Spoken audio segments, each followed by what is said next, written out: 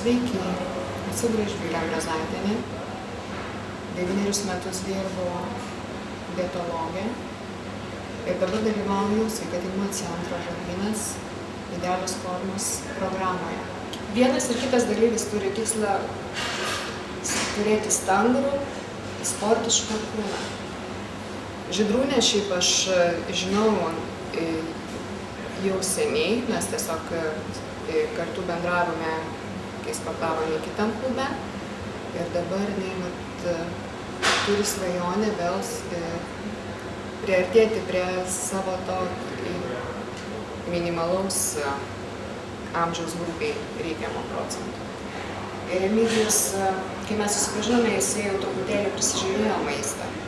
Buvo pradėjęs sportuoti ir Remigijus nori truputėlį išdailinti ir dabar mes leidžiame, svoris yra sumažėjęs, bet mūsų tikslas yra jį grįžinti, galbūt jisai grįž, bet kita kokybė.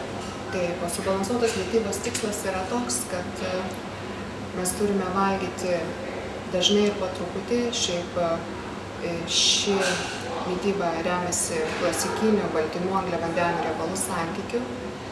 25% baltymų, 55% angliavandenių ir 20% riebalų.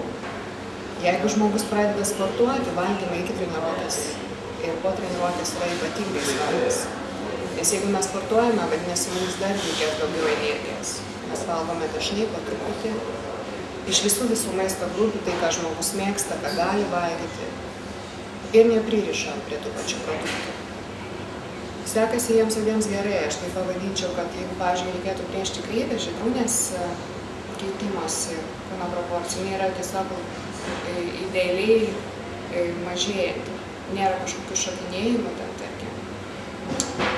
Tai tendencijos Žydrūnės atveju yra tokios, kad naudinga kūno masė šiek tiek yra padidėjusi, o riebalų procentas mažėja labai gražiai, patogiai.